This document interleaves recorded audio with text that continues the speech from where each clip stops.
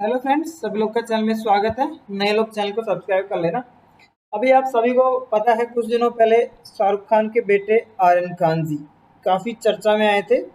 तो जो उनका चर्चा का कारण था, एनडीपीएस एक्ट काफ़ी चर्चा में आ गया उनकी वजह से। तो इस वीडियो में हम एनडीपीएस एक्ट और एनसीबी जो है एनडीपीएस एक्ट से ही आता है, तो इसकी जो की प्रोविजन है इस एक्ट के अपन देखने वाले हैं। तो आप नए हो चैनल को सब्सक्राइब कर लेना और वीडियो एंड तक देखना, ताकि जो भी डाउट्स हैं, एनडीपीएस एक्ट काफ़ी ज़्यादा चर्चा में है।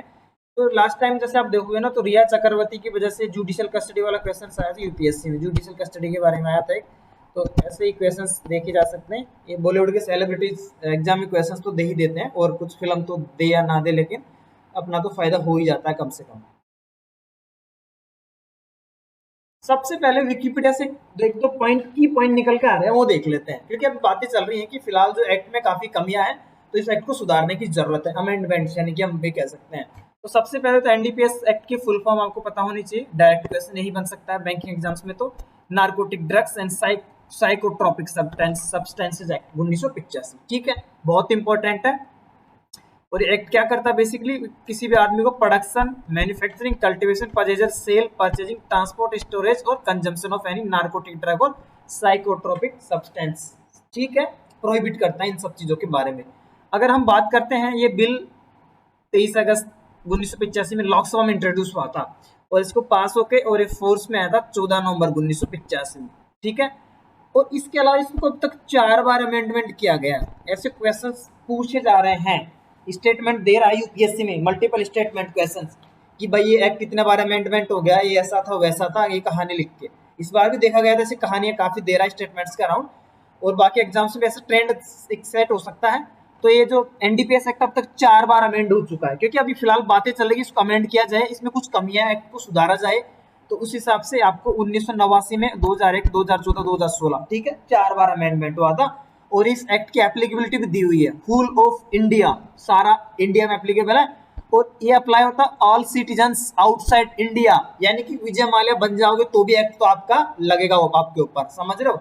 ऑल सिटीजन्स आउटसाइड इंडिया और all person on ships and aircraft registered in India, काफी इंपॉर्टेंट है। यहाँ से 2-3 क्वेश्चन उठा के, एक 2-3 पॉइंट उठा के क्वेश्चन टिका सकता है यूपीएससी एग्जाम में, तो एटलीस्ट, ठीक है फ्रेंड्स। और इसी के अंदर narcotics control bureau, Sameer Wankhede ji जो है यहाँ के जनरल डायरेक्टर एनसीबी के, तो एनसीबी जो एजेंसी है दोस्तों, इसका जन्म इस एक्ट से ही होता है, ठीक है। पूछा जा सकता है कि कौन से एक्ट में एनसीबी बेसिकली एस्टेब्लिश किया गया। तो जो विकीपीडिया से 4-5 की पॉइंट निकल के आ रहे हैं, तो मैंने इसमें बता दिया। अपन वहां पे चलते हैं, जो वहां पे एक्सप्लेन किया गया है, जो रिसेंट डेवलपमेंट बेसिकली एक्ट। अगर थोड़ा हिस्टोरिकल बैकग्राउंड देखते हैं ना, तो हिस्टोरिकल बैकग्राउंड हम, नहीं, नारकोटिक्स वगैरह के लिए क्या बिल थे। सबसे पहले एक ओपीएम एक्ट हुआ करता था, ओपीएम एक्ट, जो कि 1857 में बना था, उसको 1878 में अमेंड भी किया गया था, ठीक है। ओपीएम एक्ट होता था, ओपीएम एक्ट 1857। उसके बाद में 1950 में, मतलब इंडिया के इंडिपेंडेंस के बाद में, उसका नाम बदल के उसको और अमेंड किया गया था, OPM and revenue laws act, ठीक है। ये उसका हो गया था 1950 में। और उसके बाद में जब 1985 आया, तो ये सबको कॉन्सोलिडेट करके एक नया एक्ट, ये जो अपन देख रहे हैं, narcotic drugs psychotropic substances act 1985, ये एक्ट आ गया था। और इसका जो ऑब्जेक्टिव था, stringent provisions consolidate the law in relation to narcotics drugs and psychotropic substances. I hope यहाँ तक आपको चीज समझ में आ गई होगी। अब अपन देखते हैं कि इसका मीनिंग क्या है, किस चीज को यहाँ पे नार्कोटिक ड्रग डिफाइन किया गया है। यहाँ पे coca leaves, cannabis, opium, poppy straw, derivative concentrates of all aforementioned substances and other narcotic substance define notified by central government in official gazette, ये सब दिया गया है यहाँ पे, ठीक है। और psychotropic substances define include any natural और synthetic, including list of psychotropic find in NDPS in the, ठीक है। तो यहाँ पे दिया गया है कि क्या बोलेंगे भाई, गांजा, चरस गांजा, किसको क्या बोलेंगे, वो दिया गया है यहाँ पे।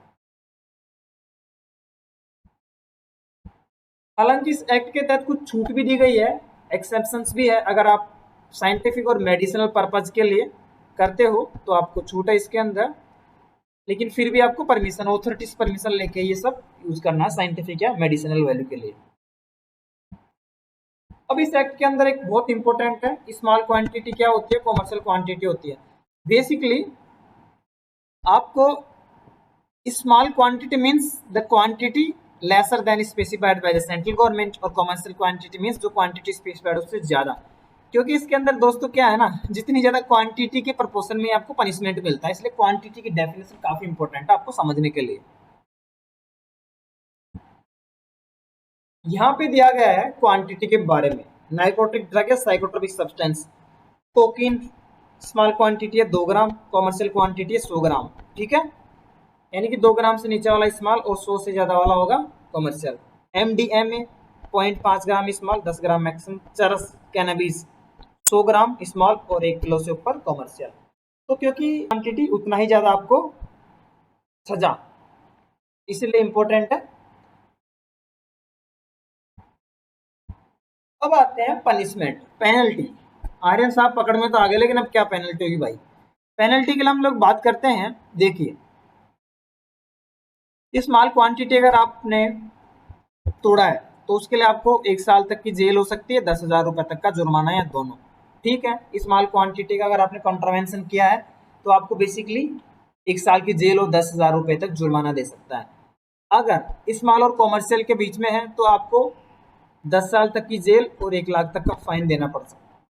अगर कॉमर्शियल क्वांटिटी से ज्यादा है तो आपको 20 साल की जेल और 2 लाख रुपए तक का जुर्माना भरना पड़ सकता है।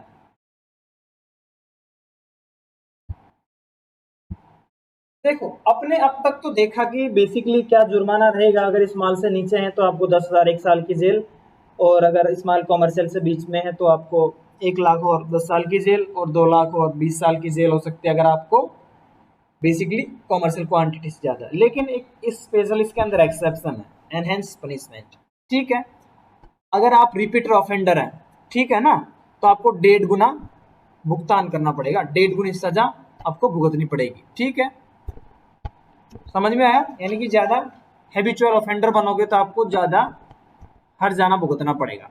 उसके अलावा एक और इसके अंदर स्पेशल बात लिखी गई है एक्ट के अंदर, जो जजेस हैं उनको एक्सीडिंग 2 लाख रुपीज फाइन अगर लगता है, अगर लगता है जज को, कोर्ट के जज को, कि फाइन इसके ऊपर ज्यादा ठोको, यानी कि शाहरुख खान का बेटा फाइन ज्यादा ठोको, तो ज्यादा फाइन ठोक सकते हैं उसका, और लेकिन उसको जजमेंट के अंदर कारणों को मेंशन करना पड़ेगा, ठीक है। ये ऐसे की ऐसे लाइनें उठा के यूपीएससी वाला पेपर में दे देगा और आपको कंफ्यूजन कर देगा।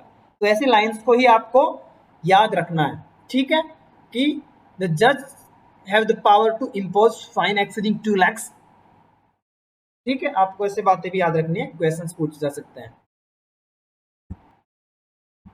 अगर आगे और बात करें तो कंजम्पशन के लिए 6 महीने से 1 साल के लिए जेल हो सकती है आपको, और 10 से 20,000 रुपए तक का जुर्माना, ठीक है। किस टाइप का आप ड्रग यूज कर रहे हो, कितना क्वांटिटी में आप लेके बैठे हो, सब बातें इंपॉर्टेंट है।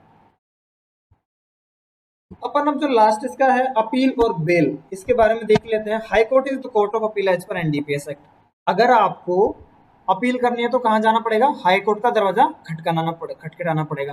और इसके अंदर जो भी ऑफेंस है पनिशेबल जो है कोग्नाइजेबल है, यानी कि जो भी आपको पनिशमेंट कोग्नाइजेबल, यानी कि बिना वारंट इश्यू के आपको अरेस्ट किया जा सकता है। और अगर बेल की बात करें तो कॉन्टेंशियस है, लेकिन इसके अंदर दिया गया है कि सारे के सारे जो इसके अंदर नॉन बेलेबल ऑफेंसेज है। समझ में आया आपको? नॉन बेलेबल, ठीक है।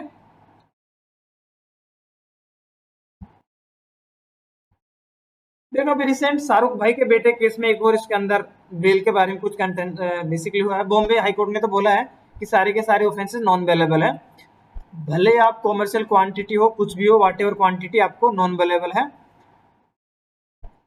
लेकिन एक गुवाहाटी हाई कोर्ट का डिसीजन है कि 3 कंडीशन सारी की सारी मीट होगी जब भी आपको एनडीपीएस एक्ट के तहत बेल मिलेगी। तो 3 कंडीशन है, पब्लिक प्रोसिक्यूटर है, उसको बेल को विरोध करने का पूरा अधिकार होगा, और रीजनेबल ग्राउंड्स होना चाहिए कि गिल्टी नहीं है, और जब बाहर जाएगा बेल पे तो वो कुछ क्राइम कमिट ना करेगा। तीनों कंडीशन मीट होगी तो ही बेल दी जा सकती है। एक एनडीपीएस के तक एक मैटर ऑफ राइट नहीं है, ठीक है, यानी कि बेल मिलेगा, ये डिपेंड करता है कोर्ट और डिसीजन के ऊपर। तो आई होप जो एनडीपीएस एक्ट है उसके सब कुछ अपन ने डिटेल में कवर कर लिया। क्वेश्चंस आएगा यहाँ से, उम्मीद है, पूरी आशा करते हैं, अपन ने इतनी मेहनत की है। तो नए लोग चैनल को सब्सक्राइब कर लेना, सपोर्ट करते रहिए।